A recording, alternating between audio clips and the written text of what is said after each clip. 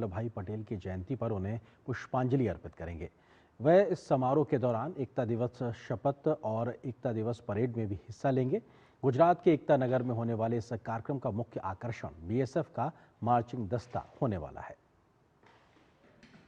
31 अक्टूबर को सुबह प्रधानमंत्री सरदार वल्लभ भाई पटेल की प्रतिमा स्टैच्यू ऑफ यूनिटी पर पुष्पांजलि अर्पित करेंगे और उसके बाद प्रधानमंत्री नरेंद्र मोदी राष्ट्रीय एकता दिवस समारोह में हिस्सा लेंगे। साथ ही एकता दिवस की शपथ दिलाएंगे और परेड का निरीक्षण करेंगे।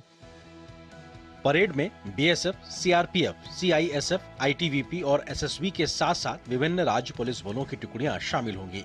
इस वर्ष के मुख्य आकर्षण में विशेष रूप से रामपुर हाउंड और मुधोल हाउंड जैसे भारतीय नस्ल के श्वानों से युक्त बीएसएफ का मार्चिंग दस्ता शामिल है।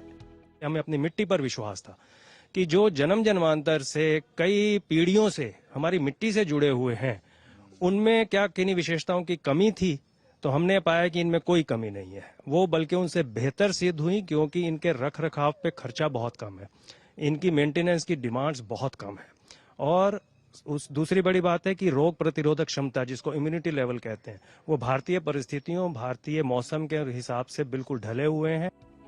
परेड में सीआरपीएफ के 5 शौर्य चक्र विजेताओं और बीएसएफ के 16 वीरता पदक विजेताओं को भी सम्मानित किया जाएगा, जिन्होंने झारखंड में नक्सल विरोधी अभियानों और जम्मू कश्मीर में आतंकवाद रोधी अभियानों में असाधारण साहस का परिचय दिया है।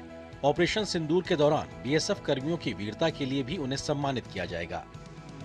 इस वर्ष राष्ट्रीय एकता दिवस परेड में एनएसजी, एनडीआरएफ, गुजरात, जम्मू कश्मीर, अंडमान निकोबार द्वीप समूह, मणिपुर, महाराष्ट्र, छत्तीसगढ़, उत्तराखंड और पुडुचेरी की 10 झांकियां शामिल होंगी, जो अनेकता में एकता विषय पर आधारित होंगी। 900 कलाकारों द्वारा प्रस्तुत एक सांस्कृतिक कार्यक्रम में भारतीय संस्कृति की समृद्धि और विविधता को दर्शाते हुए भारत के शास्त्रीय नृत्यों का प्रदर्शन भी किया जाएगा। इस वर्ष राष्ट्रीय एकता दिवस समारोह का विशेष महत्व है, क्योंकि राष्ट्र सरदार वल्लभ भाई पटेल की 150वीं जयंती मना रहा है।